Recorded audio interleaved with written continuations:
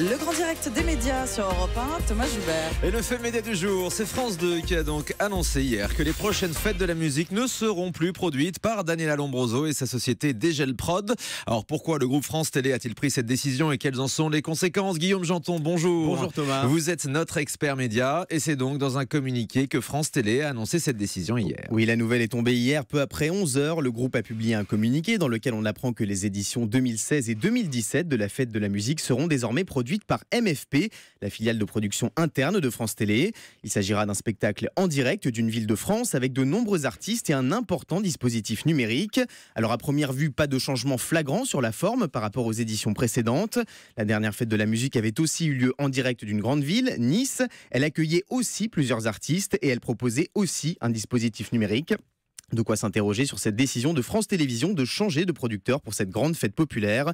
Depuis 3 ans, la fête de la musique était donc produite par Dgel Prod, la société de Daniela Lombroso. Et pourtant, en coulisses, des raisons très précises ont poussé France Télévisions à ne plus faire appel à Daniela Lombroso. Oui, tout d'abord, la chute d'audience constante du programme ces 3 dernières années. 4 500 000 téléspectateurs en 2013, 3 100 000 en 2014 et seulement 2 500 000 téléspectateurs cette année. France 2 avait même été battue par TF1 qui organisait elle aussi sa fête de la musique avec un budget pourtant moindre.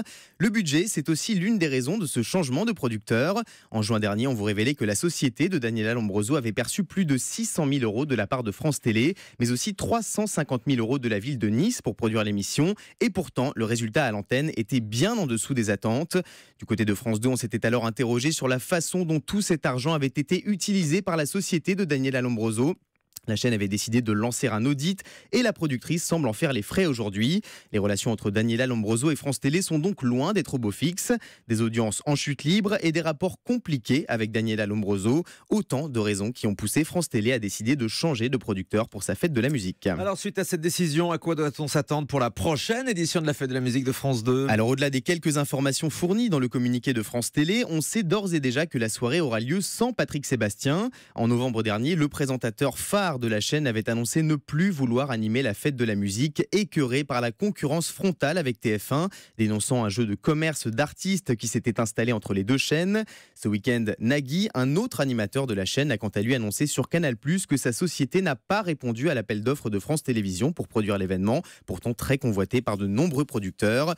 L'animateur craint une omniprésence à l'antenne et préfère se consacrer à un autre projet musical, Taratata 100% live. Finalement, cet appel d'offres a donc été remporté par MFP, la société interne de France Télévisions, à qui on doit entre autres l'émission culturelle Ce soir ou jamais.